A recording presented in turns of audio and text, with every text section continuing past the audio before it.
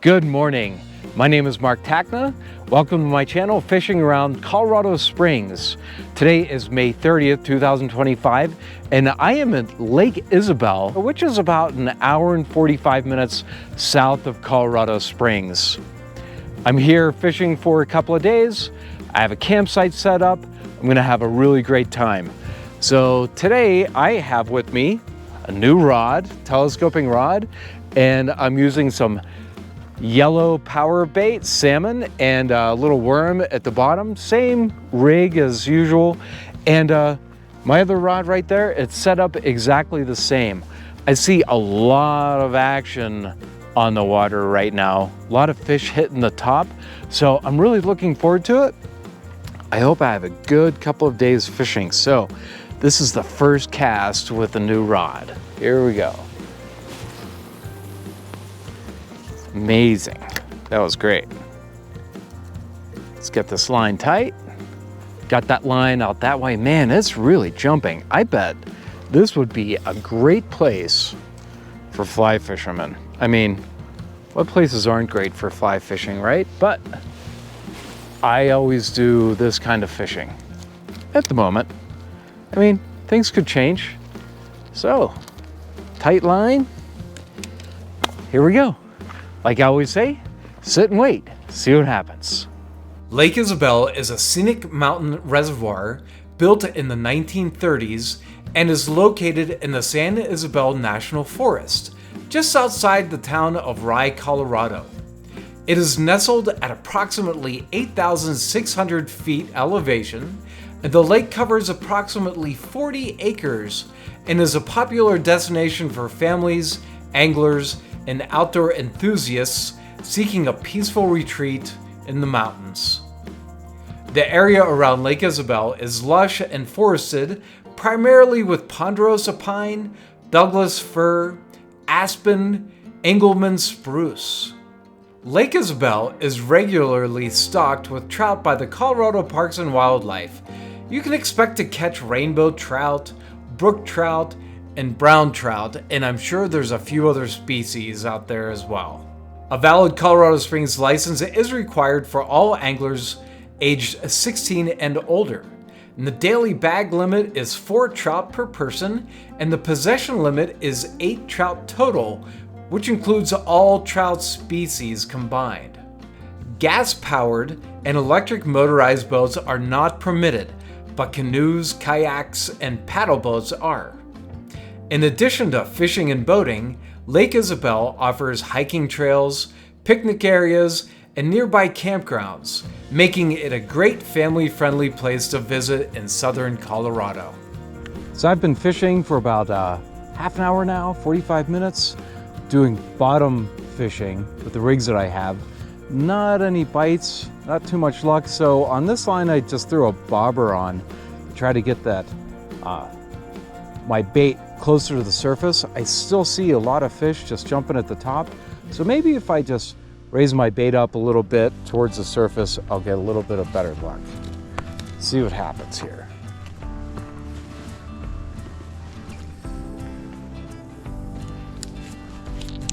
Didn't throw it out too far. I see a lot of the fish are pretty close by.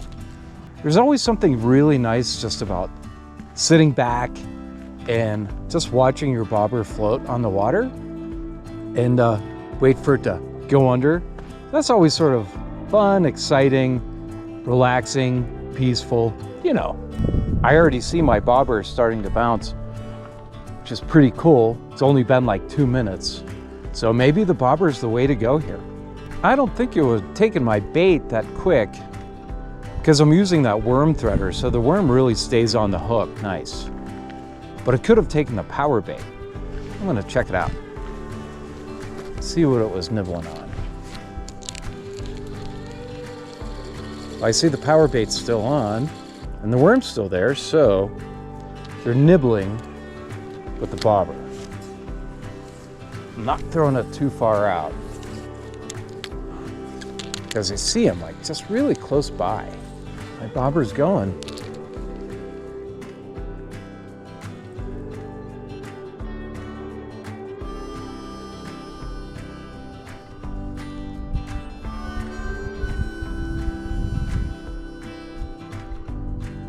Come on. God, there's so many fish jumping. Got a bite. See the bobber swimming around a little bit. I replaced the power bait on both hooks with worms. Oh, I definitely got this one. Here we go. Oh, I lost it. One thing about it is like, the line seems to be catching on like the seaweed underneath. I think this is a little bit of a heavier line than I have on that one. So, but it's working. So definitely worms and bobbers at the moment. Man, I thought I really had that one, but the thing is like, I couldn't yank it because it was sort of caught underneath, which was a bummer. I've gotten ridicule in the past about using the worm threader, but I think it's really cool. This is how you do it. You just thread the worm right on this rod and take your hook. There's a little hole at the tip. I don't have my glasses on, so it's hard. There you go. Hold the line right beside the white part and just literally thread your worm right on. And it's good. It's right on that hook. It's perfect. All right, let's get this one back out. The worm threader. It's pretty good. Can't cast very far with a bobber, and with two hooks, and with a weight. Hopefully something will happen this time. Oh, I'm getting a fish. It's swimming around. There it goes. I'm gonna give it a minute. Because every time I do it too fast, they just come off, but he's not taking the bobber down, but he's swimming around with it.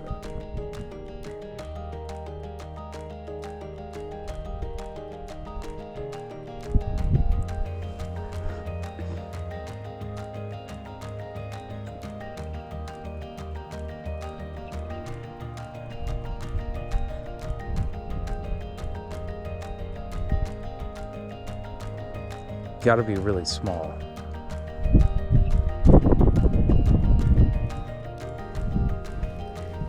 Okay, I got it. I got it this time.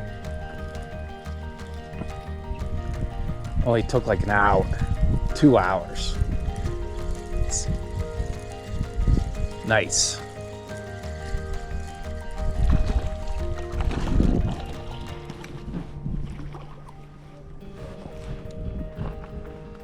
There we go. Look at that, that's a nice trout. See how deep it took the hook? I don't know, it might be lunch. That's never bad. Having lunch. Okay, let's get this line back out. That was great, finally caught a fish. Took a couple hours. But it's gonna be awesome. So I was just maybe about straight ahead, maybe 30 feet out when I caught that one. Just about right there. See what happens. I want to check my other line. Nothing's been happening for a while. Really moved in. See, it keeps getting caught on the bottom. Sorry for this fishing interruption, but I wanted to do a quick shout out to my first sponsor of this channel. His name is Enrique Camacho, and he owns Model Citizen Coffee, which is located off Midland Avenue in Woodland Park, Colorado. Enrique is a veteran, and his company is family owned and operated.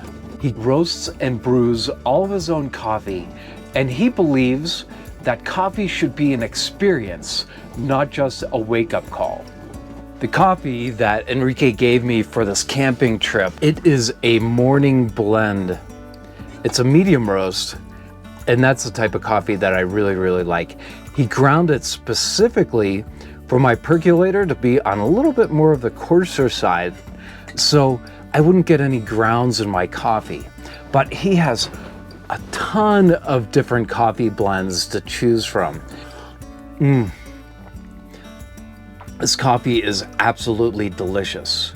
So when you're driving through Woodland Park, make sure you stop by Model Citizen Coffee and get yourself a cup of coffee or even a bag of coffee, and tell Enrique that you found out about his company through my channel, Fishing Around Colorado Springs. So let's get back to fishing. I think I might have gotten another one. He's swimming around. It's like the one before. It's not taking the bobber down, but it's swimming around. I'm not sure what to make of it.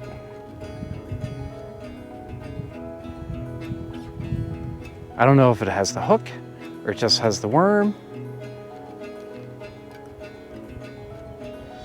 But it's not putting up any kind of fight yet. I hate to pull it. Oh, it's under now.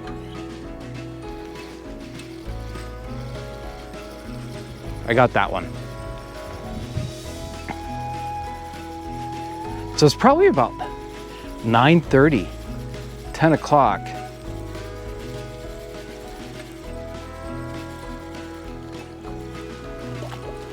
There it is.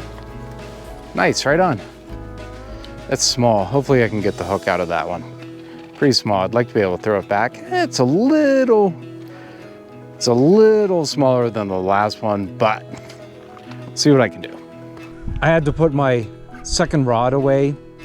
Line was just so goobered up. It took a long time to get it straightened away, and I didn't want to waste any more time messing with it. So I'm just gonna fish with one rod for the rest of the morning. I may only want to catch one more fish and then call it a day. Come back tomorrow, but that's okay. Sometimes it's easier just to keep your eye on one line. Getting another bite.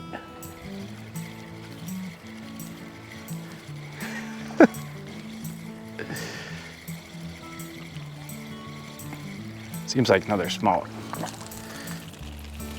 All right, here's another little trout. I think it took that. Okay, I am basically wrapped up for today. This is number 3. You know, I can't eat more than 2 or 3, so I'm gonna take these back to my campsite and gonna clean them up, cook them up, and eat them up. Okay, let's get this campfire built and cook some fish. This is fat wood. Some kindling on there. So while this is going, I'm gonna clean the fish. Back at my campsite at Lake Isabel, I'm gonna clean my fish here at the campsite. This is bear country, so you have to be really, really careful about how you clean your fish and what happens with all the guts and everything like that. So I'm gonna use this. It's a bottom of a pot, believe it or not. I did forget my cutting board, which is sort of a bummer, but you gotta make do with what you got sometimes. So here's my fish. They're ready to go. They've been on ice. I have my pan right beside me, and that is what I'm gonna obviously cook the fish in. I'm gonna get it really nice and hot. Now, the last time I did catch, clean, and cook, it was at, I think, Rampart, and it rained on me, and then it hailed. It was a mess. It was a mess. Now, I like to do my fish always the same way. It's always really great. People like to fillet their fish. These seem to be a little small, but I'm just gonna go ahead and cut the heads off each one.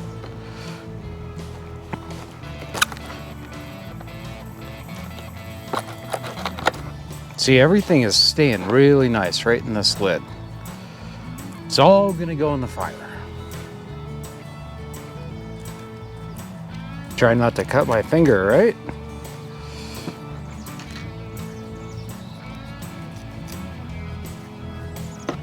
it's good to have a really nice sharp knife. I'm gonna go right in here.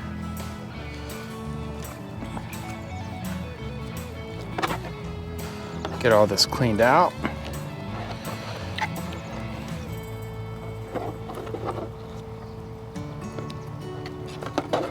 I like to clean this right in here. Need to get some water. That'll help. My campfire's looking good. Sort of running my finger just right down the line here.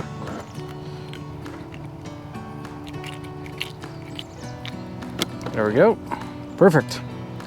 Okay, my hands are totally crappy.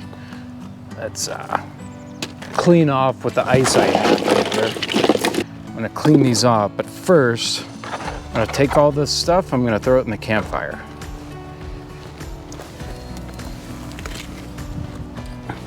Typically, when I do this at home, I take all this and I put it in the garden.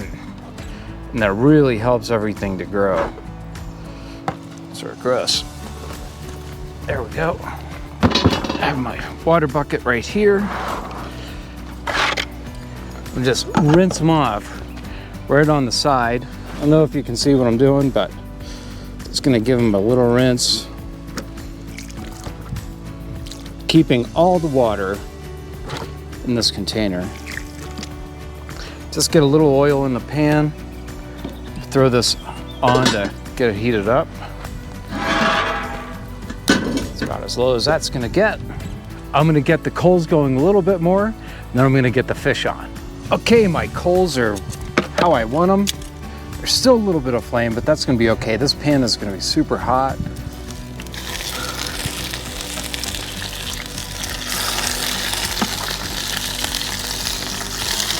There we go. I always like to put seasonal salt on my fish.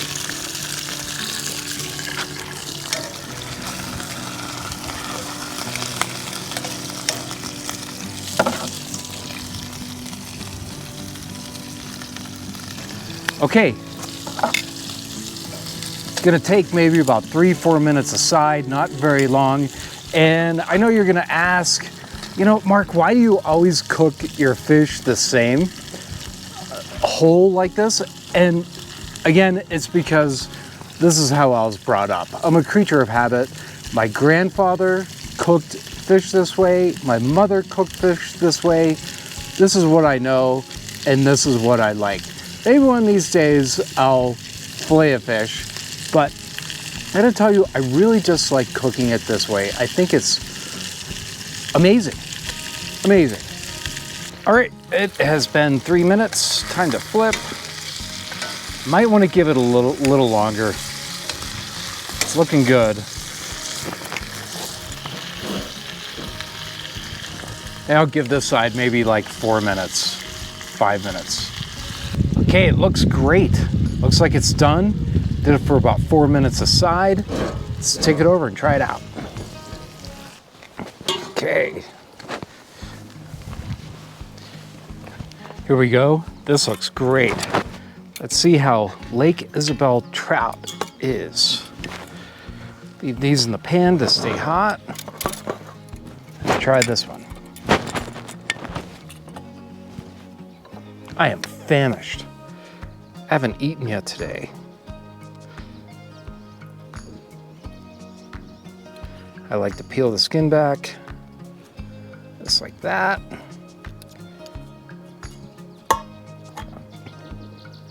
Should hopefully peel right off. Look at that. Peels right off the bone. Nice.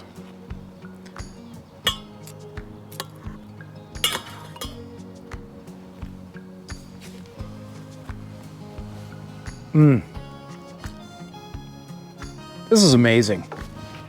It's always amazing. It's always delicious. So when you cook it this way, the meat just peels right off the bone. So you just don't have to worry about really getting any bones in your mouth. And plus you're eating like all of the meat. None of the meat is really wasted. Look at how it just slides right off. Take your knife, take your fork, peel it back away.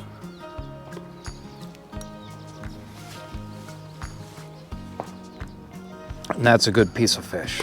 That is good fish. No waste. Now remember, this is bear country. So when I'm done with all of this, I'm gonna put the remainder into the fire and cook it down so there's absolutely nothing left of it. So thank you so much for watching. Really appreciate it. Make sure to subscribe, like, and ring that bell for future notifications.